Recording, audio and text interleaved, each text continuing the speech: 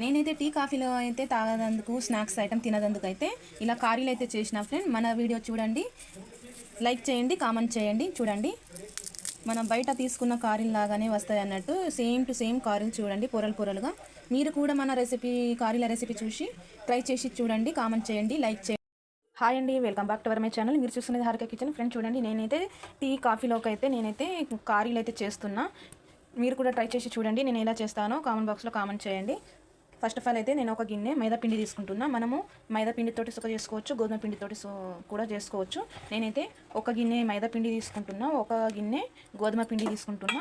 చాలా అంటే చాలా క్రిస్పీగా చాలా బాగా వస్తాయి అన్నట్టు. మనం బయటకు వెళ్ళి పిల్లలు బిస్కెట్ ప్యాకెట్స్ ఏం తినకుండా ఇలా ఇంట్లోనే హెల్తీగా చేసి ఇవ్వండి. చాలా అంటే చాలా బాగా వస్తాయి అన్నట్టు. గోధుమ పిండిని మైదా పిండిని ఇలా జల్లించుకోవాలి, ఏదైనా డస్ట్ ఉంటే వెళ్ళిపోతుంది అన్నట్టు. ఇలా జల్లించుకొని అయితే మనము పెట్టుకున్నాం కదా పిండిని. సగం టీ స్పూన్ సాల్ట్ వేసుకుందాం. ఆప్షనల్ అది, సాల్ట్ వేసుకుంటే వేసుకోవచ్చు, లేకుంటే లేదు. పిండిలో మొత్తం అయితే ఇలా కలుపుకుందాం. ఇలా కలుపుకున్న తర్వాత నేనైతే జీలకర్ర వేసుకుంటున్నా. బయట కారీలలో అయితే మనకు అక్కడక్కడ జీలకర్ర తింటుంటే తలుగుతుంది కదా, మనం కొంచెం 1 టీ స్పూన్ అయితే జీలకర్ర వేసుకుంటున్నాను. నేనైతే స్మెల్ కూడా చాలా బాగుంటుంది జీలకర్రది. జీలకర్ర వేసుకోవచ్చు, ఓమా వేసుకోవచ్చు. నేనైతే జీలకర్ర వేసుకుంటున్నా. వేసుకున్న తర్వాత ఇందులో ఆయిల్ వేసుకుందాం. నేనైతే ఒక సగం గిలాసు ఆయిల్ వేసుకుంటున్నా రెసిపీ గురించి. ఇంతవరకు వీడియో చూసిన వారైతే ఫస్ట్ ఆఫ్ ఆల్ అయితే లైక్ చేయండి. మన ఛానల్కి కొత్తగా చూసిన వారు సబ్స్క్రైబ్ చేసుకోండి ఫ్రెండ్స్. మనము నెయ్యి కూడా వేసుకోవచ్చు. నేనైతే ఆయిల్ వేసుకుంటున్నా. వేసుకున్న తర్వాత మంచిగా పిండిని మొత్తాన్ని ఇలా కలిసేటట్టు కలుపుకోవాలి.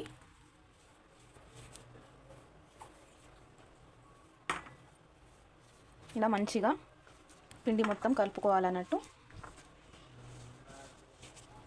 పిండిని కలుపుకుంటే చూడండి ఇలా ముద్దలాగా కావాలి. మంచిగా ఇలా కలుపుకోవాలి. చూడండి నేనైతే ఒక 5 మినిట్స్ దాకా నూనె మొత్తాన్ని అయితే పిండిని మొత్తాన్ని అయితే ఇలా కలుపుకున్నా. చూడండి ఇలా ముద్ద కావాలి. ఉట్టి నూనె వేసుకొని ఆయిల్ వేసుకొని మనం ఇలా ఫస్ట్ పిండిని ఇలా కలుపుకున్న తర్వాత ఇలా ముద్ద అయిన దాకా అయితే కలుపుకోవాలి. చూడండి నేను ఎంత చేసినా అయితే విడిపోతలేదు. ఇలా ముద్ద అయిన తర్వాత వాటర్ అయితే మనము ఒకసారి వేయకూడదు. ఇలా కొద్ది కొద్దిగా వాటర్ వేసి పిండి ముద్దలాగా చేసుకోవాలి.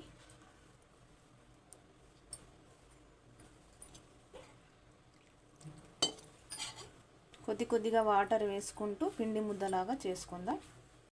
చూడండి ఇలా పిండి ముద్దని ఇలా ముద్దలాగా చేసుకొని ఒక 5 మినిట్స్ ఏమో పక్కన పెట్టుకుందాం. ఎక్కువసేపు పెట్టుకున్న అవసరం లేదు. ఒక 5 మినిట్స్ పక్కన పెట్టుకుందాం. పక్కన పెట్టుకున్న తర్వాత ఒక 4-5 స్పూన్లు మైదా పిండి అయితే తీసుకుందాం.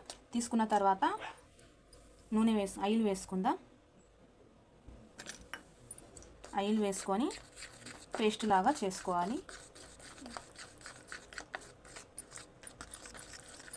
ఉండలు లేకుండా కలుపుకోవాలి.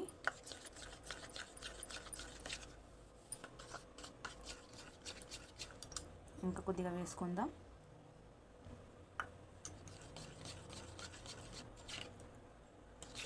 ఇలాగా ఉండలు లేకుండా ఇలా పేస్ట్ లాగా కలుపుకొని పక్కన పెట్టుకుందాం. 5 మినిట్స్ అయితే అయిపోయింది. మనము చపాతీకి ఎంత తీసుకుంటామో అంత పిండి తీసుకుందాం. ఎక్కువ పెద్దగా కాకుండా ఎక్కువ చిన్నగా కాకుండా ఇలా చిన్న చిన్నగా చేసుకుందాం. కాల్చుకుందాం. కొద్ది కొద్దిగా పిండి వేసుకుంటూ కాల్చుకుందాం.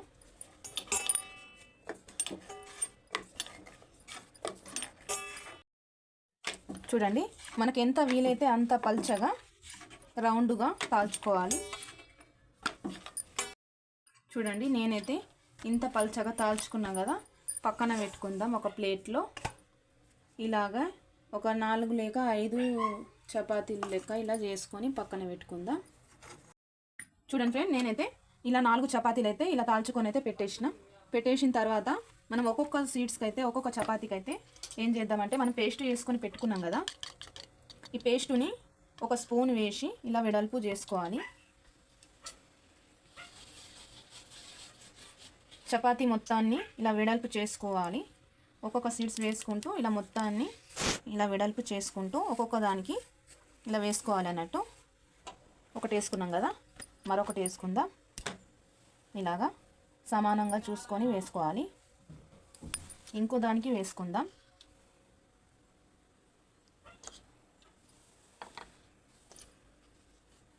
వేసుకుంటూ ఇలా వెడల్పు చేసుకుందాం.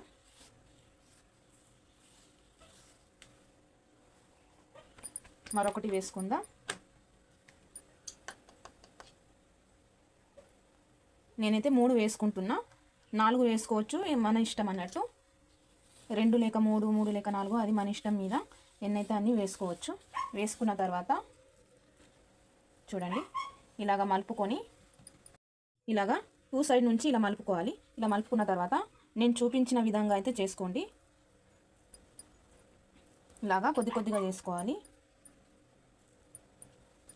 ఇలా చేసుకున్న తర్వాత కొద్ది కొద్దిగా మనకు ఇంకా పిండి అద్దుకుంటూ ఇలా కొద్ది కొద్దిగా, ఎక్కువ మనం బరువు వేయకూడదు.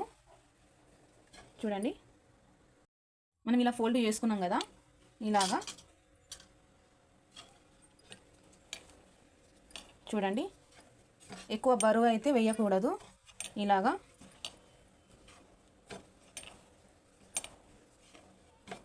ఇలాగా తాల్చుకోవాలి.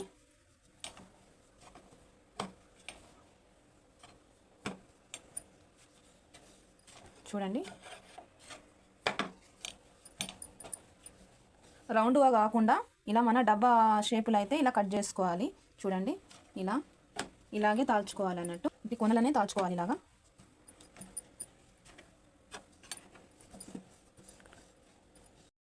చూడండి ఇంత మందంగా ఉంచుకోవాలి. మనం వేసుకున్న సీడ్స్ ఏమో చూడండి ఎలా కనిపిస్తున్నాయో చూడండి. ఎక్కువ పల్చగా తాల్చుకోవద్దు. తాల్చుకున్న తర్వాత మనము చిన్న సైజ్ అయితే చిన్న సైజులో కట్ చేసుకోవచ్చు. ఇలా నిలువుగా అయితే నిలువుగా, సన్నంగా పొడవుగా కట్ చేసుకోవాలి.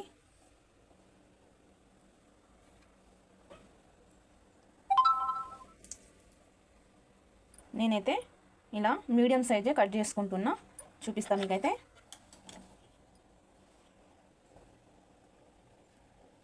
చూడండి ఈ సైజులో అయితే మన కారీల షేప్ అయితే ఇలా కట్ చేసుకోవాలి.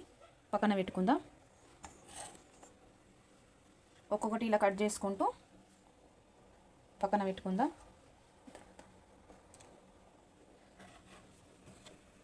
నేనైతే కళాయి పెట్టేసి అయితే ఆయిల్ అయితే పెట్టేసిన.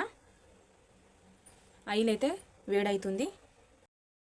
నూనె అయితే వేడైంది. స్టవ్ మాత్రం మీడియం మీదనే పెట్టుకోవాలి. ఒక్కొక్కటి ఇలా వేసుకుందాం.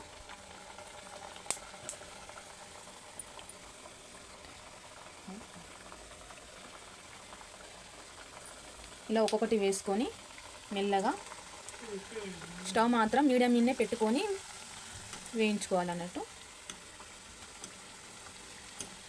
కారీలాగా ఇలా లావుగా అవుతున్నాయి చూడండి.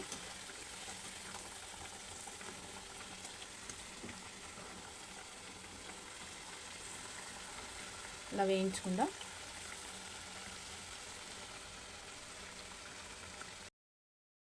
చూడండి ఇలా రెడ్ కలర్ రాగానే ఇలా తీసుకుందాం.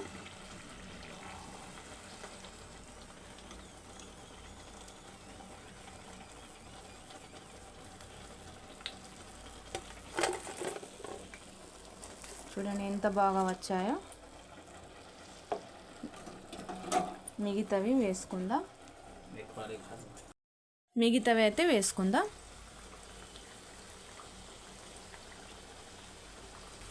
వేయంగానే వెంటనే అయితే మలపకూడదు. మనం ఆయిల్లో వేసిన తర్వాత పైకి వచ్చిన తర్వాత మలపాలి. చూడండి ఇలా పైకి వచ్చిన తర్వాతనే మనము మలుపుకోవాలి. అయితేనే లోపల బాగా ఉడుకుతాయి కాబట్టి.